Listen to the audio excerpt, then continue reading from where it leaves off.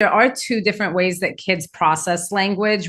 Some are kind of what we call word babies that are more analytic language processors that develop, they learn by one word at a time, and then they build on those words to make phrases, sentences, conversation. And so for those, let me talk about the other one first. The other one is Gestalt language processors. And that is when the children are learning language in chunks first. And then you break down those chunks into single units of language to then form self-generated language. With both, with Gestalt language processors, you're giving them, you're modeling language in more grammatically correct sentences. You're using kind of that more of that narration where you're describing a lot what you're doing, what they're doing. For the analytic language processors, it's more what we kind of term baby talk. You're like blue ball, kick ball, throw, push. And that I know is extremely hard for parents because they're like, I cannot baby talk all day, every day.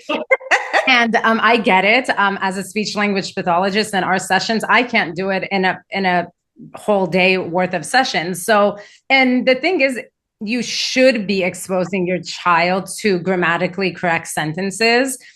So I would do a mix of both, and don't always feel like you need to baby talk because, again, children should be hearing full sentences too. If even narrating everything you're doing is like, oh my gosh, this feels so unnatural, I would encourage you to pick like one or two daily routines. And actually, that's kind of the first homework I give parents often is pick one routine and do that for the week. Don't do it for every single routine or every single moment, because you also don't want it to feel not authentic. You don't want to, like, again, lose that connection with your child and put all this pressure on yourself to talk a certain way. So pick one routine and just narrate that routine for the whole week.